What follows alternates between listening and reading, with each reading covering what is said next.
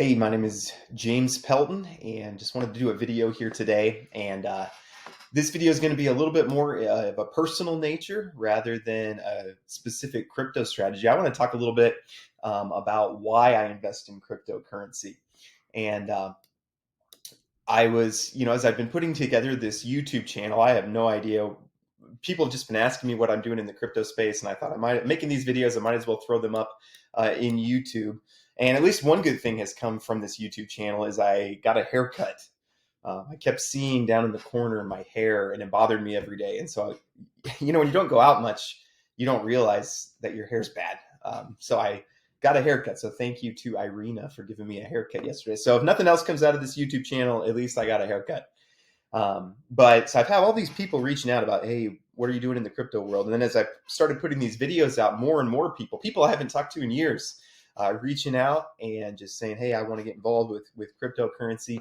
And it just got me to think a little bit about, I would just be really disappointed if people interacted with me and they left with the thought that I am the crypto guy or I'm the finance guy or I'm the investing guy or anything like that.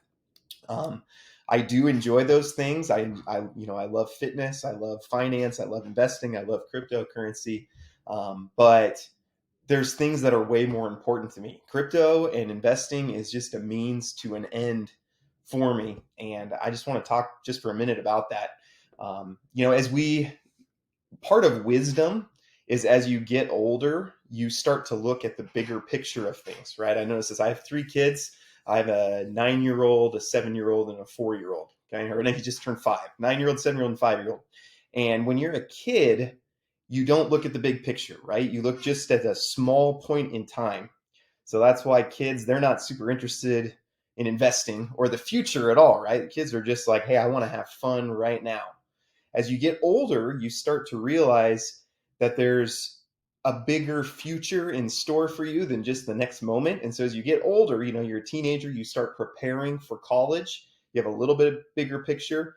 And then they tell you when you're lower, your young 20s, you should start looking to retirement. And your picture, I'm trying to keep my hands in this little circle. I should have just done a full screen. That would have made more sense.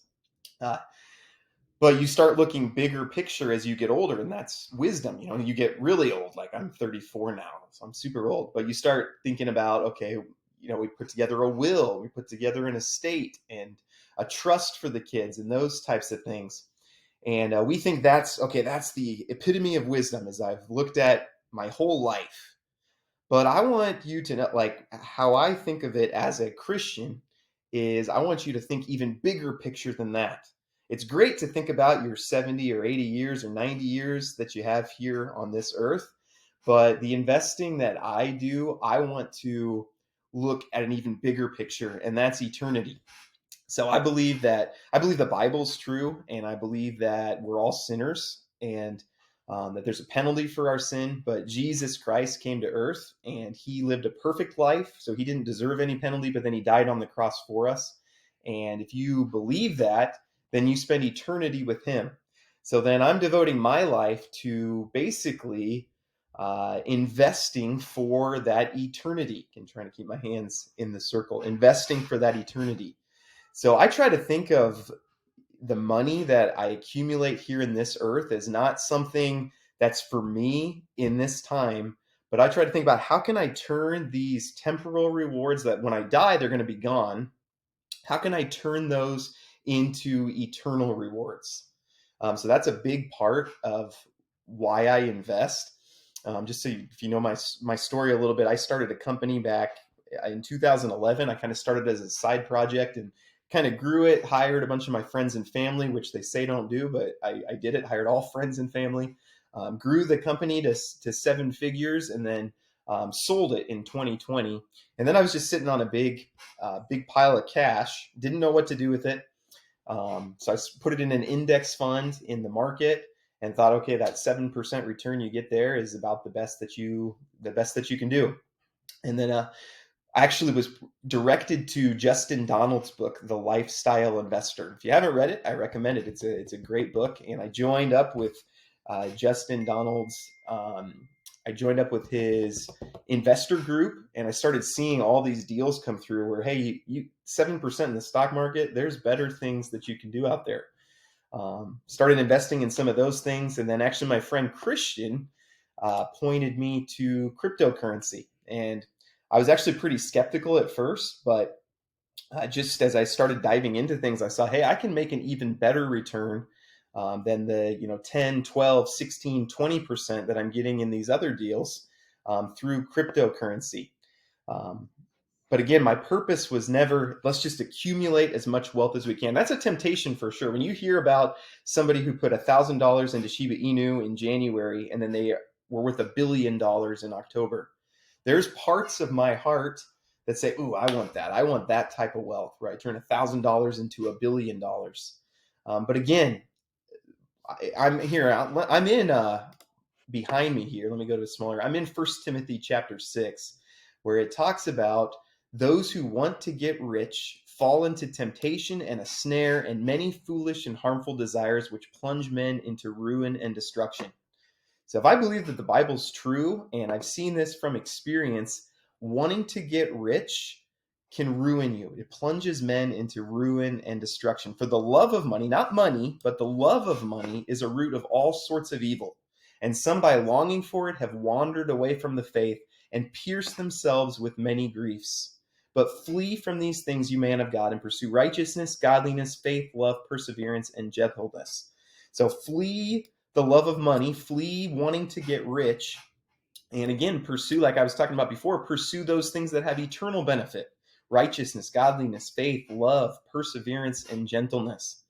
So I wrestle with that in my heart. There's times where, I want to get rich. And then I come back to God's word and I see, wait, wanting to get rich can plunge me into ruin and destruction.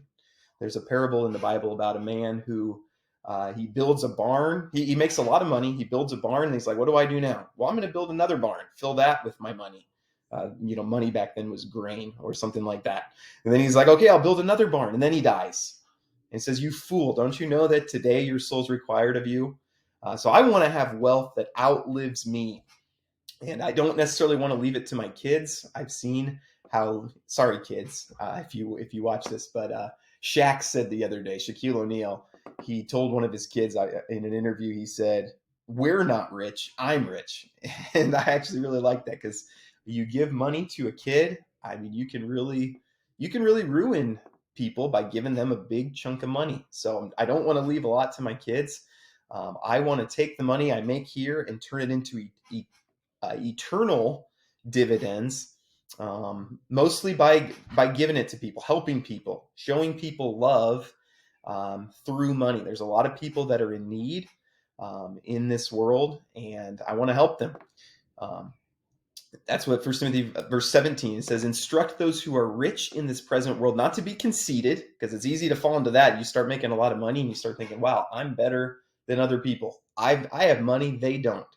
So he says, instruct those who are rich now to don't be conceited, and don't fix your hope in the uncertainty of riches, because they are uncertain. You can have a lot and then you can lose a lot. And you'll get really stressed out in crypto. Looking at the markets even today, you can get really stressed out in crypto. If your hope is in crypto, okay, it's all green now. So earlier today, it was all red. But there you go. That's the uncertainty of it. Earlier today, all my cryptocurrency was down. It was all in the red for today. But still, there's some Planet Finance. I have a lot invested in Planet Finance, and over the last 30 days, it's down 50%. Okay, so if my hope was in my finances, that'd be what Paul says here to Timothy. It says that would be uncertain.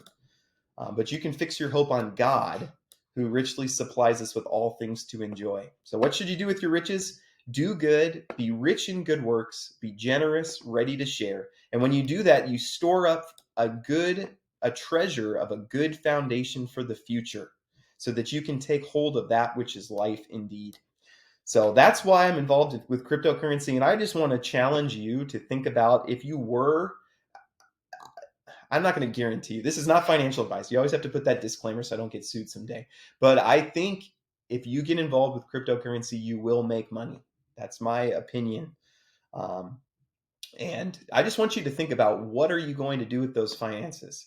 What are you going to do with the extra money? If you set up a strong node and start making an extra $3,000 a month, what are you planning to do with that $3,000 a month? Are you thinking like now I can go on an extra vacation each month? There's not necessarily anything wrong with that, but I want you to be thinking about how can you turn those temporal rewards into eternal rewards. So again, I'm sorry this was not a crypto strategy today, but I just again, if people left me thinking he's the crypto guy, that's true. I do enjoy crypto. I spend a lot of time researching it, but I want you to know that there's something more important to me than that, and I'd like you to leave away thinking he's the Jesus guy who does cryptocurrency to store up eternal rewards. So thank you for listening. If you don't like this, feel free to unsubscribe or dislike it or whatever. But appreciate you listening. Thank you.